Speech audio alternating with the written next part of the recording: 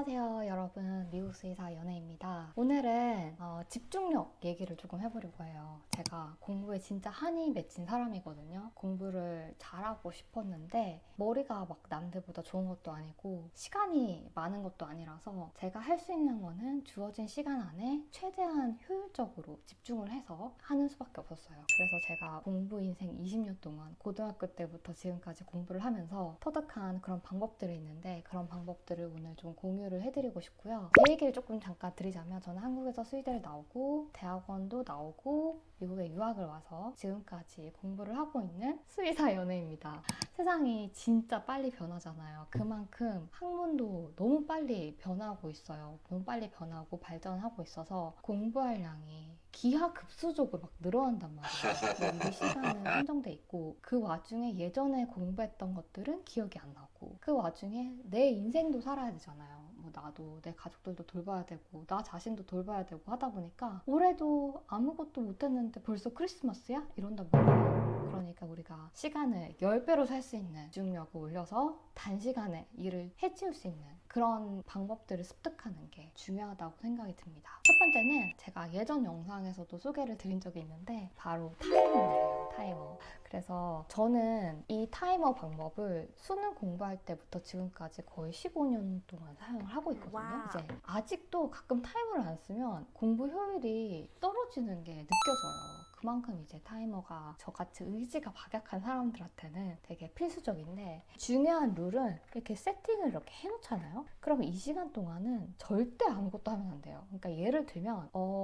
누가 부른다, 대답 안 해요. 저는 대답 안 하고, 전화가 온다, 전화 안 받아요. 핸드폰을 아예 쳐다도 안 봐요. 그리고 화장실 가고 싶다, 참아요. 물이 마시고 싶다, 참아요. 1시간 동안 물 안 마신다고 어떻게 되지 않거든요. 그래서 정말 스트릭트하게 나만의 룰을 세팅을 해놓고 그걸 지키셔야 됩니다. 그게 우리가 타이머를 쓰는 이유예요. 본질적인 이유. 그리고 두 번째는 방해 요소를 차단하는 거예요. 예를 들면은 저는 소음에 되게 민감하거든요. 그래서 공부할 때 옛날부터 귀마개 이어플러그를 주로 썼어요. 근데 이제 제가 귓구멍이 2도가 조금 작다 보니까 그걸 오래 끼고 있으면 귀가 너무 아프더라고요. 요즘에 이렇게 헤드폰 같은 게 노이즈 캔슬링 기능이 되잖아요. 그런 게 뭐 노이즈 캔슬링이 안 돼도 그냥 이렇게 하고 있으면은 좀 소리가 좀 덜 들려요. 그래서 저는 이런 헤드폰 같은 거 공부할 때 많이 사용을 하고, 그리고 큰 방해 요소, 우리 모두가 알고 있는 가장 큰 방해 요소 핸드폰이죠. 그래서 핸드폰을 막 요즘에는 막 공부할 때 엎어놓고 있으면 공부 시간이 카운트된 앱도 있고 그래요. 근데 저는 아예 핸드폰을 물리적으로 내가 닿을 수 없는 거리에 둬요. 그러니까 예를 들면은 가방 안에 넣는다거나 아니면 다른 방에 놓는다거나, 그런 식으로 내가 공부를 하는 이 60분 동안 절대 핸드폰을 볼 수 없게 핸드폰 아예 그냥 다른 방에 두는 거예요. 그냥 무음으로 해놓고. 그러면은 좀 핸드폰에 대해서 조금 해방되는 걸 느끼실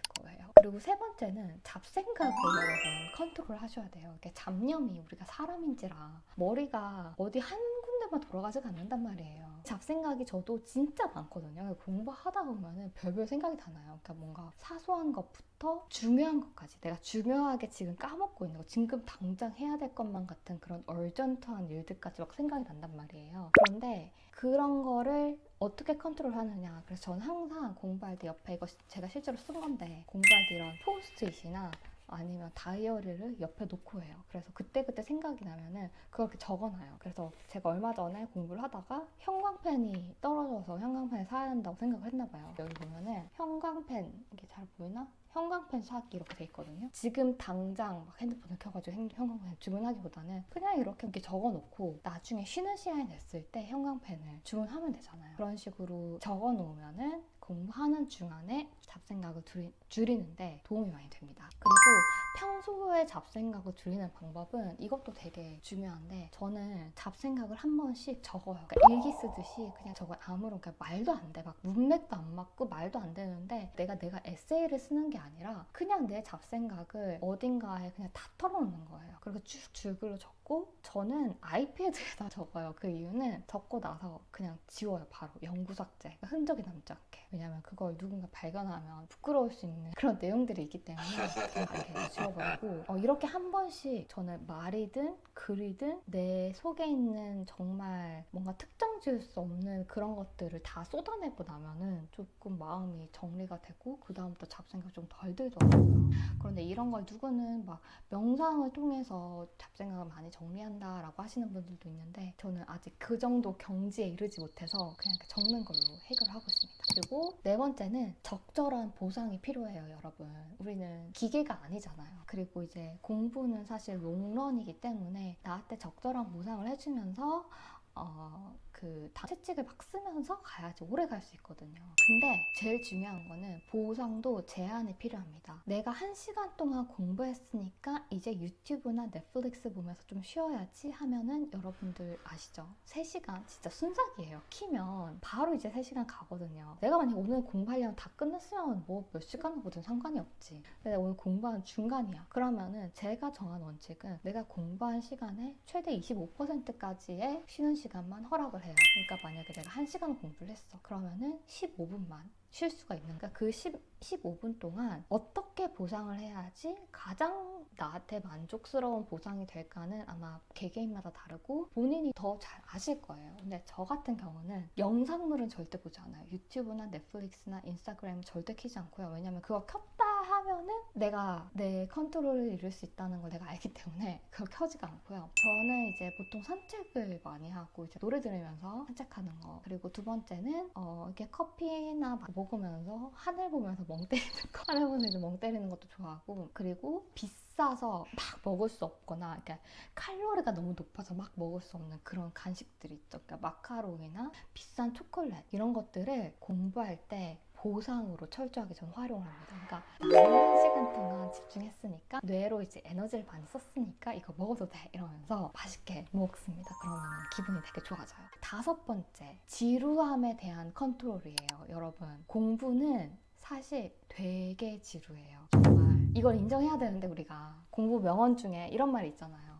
피할 수 없으면 즐겨라. 천재는 막 노력하는 자를 못 이기고 노력하는 자는 즐기는 자를 못 이긴다. 이런 말을 하잖아요. 근데 우리 중에 사실 대놓고 얘기해서 공부를 즐길 수 있는 사람이 몇 명이나 되죠. 저도 노력은 해봤어요. 공부를 즐기려고 자기 최면을 막 걸어가지고 공부는 재밌다. 나는 공부를 좋아하는데 해봤는데 물론 공부하다 보면은 모르는 걸 다 깨우쳤을 때 그 희열은 있죠.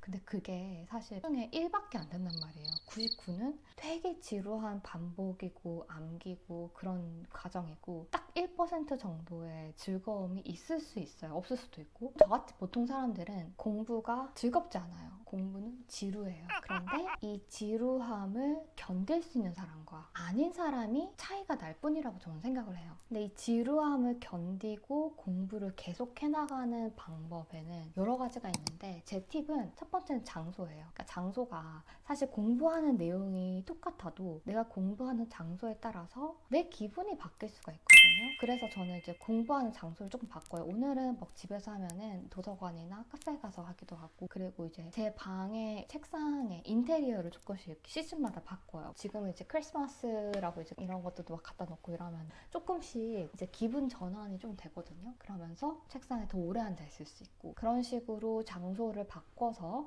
내 기분을 컨트롤 해줍니다. 그리고 두 번째는 훈련이에요. 여러분, 지루함을 견디는 것도 훈련인데 우리가 지금 도파민 중독 세상에 살고 있잖아요. 이게 요즘 젊은 세대들 사이에서는 노잼이라는 말이 진짜 가장 큰 욕이고 세상에 재밌고 자극적인 컨텐츠가 너무 많은데 공부라는 행위는 사실 이러한 트렌드와 굉장히 거리가 멀거든요. 요즘 막 공부를 재밌게 하려는 그런 컨텐츠들도 있지만 본질적으로 공부는 재미가 없어요. 내가 어떻게 해야 되겠어요? 내가 이 지루함에 적응을 해야죠. 진짜 종이 쑤셔서 미칠 것 같고 막 진짜 막 몸이 막 뒤틀려. 그래도 5분 더 공부해보고 그리고 며칠 지나면 10분 더 공부해보고 이런 식으로 약간 근육 운동하듯이 웨이트 트레이닝 하듯이 내 지루함에 견딜 수 있는 그 능력치를 조금씩 키우는 거예요. 그런데 이거는 진짜 제가 장담할 수가 있는 게 제가 정말 지루함을 견딜 수 없던 사람 중에 한 명이었거든요. 고등학교 때 공부할 때 보면 막 여기저기 막 돌아다니면서 공부했어요. 너무 지루해가지고 섰다가 앉았다가 저기 갔다가 친구 옆자리 갔다가 이렇게 옮겨다서 공부를 하고, 대학생 때 그게 조금 나아졌는데 그래도 그때 조금 지금보다 산만했던 것 같고, 이게 시간이 지나면서 저는 달라지는 제 모습을 봤어요. 그래서 여러분들도 내가 의지박약이다 라고 결론을 내고 공부를 포기하지 마시고 꼭 이 훈련을 하셔서 달라진 자신의 모습을 발견하시기를 제가 응원드리겠습니다. 그래서 이렇게 오늘 집중력과 효율을 올릴 수 있는 제 팁들을 소개드려봤고요. 혹시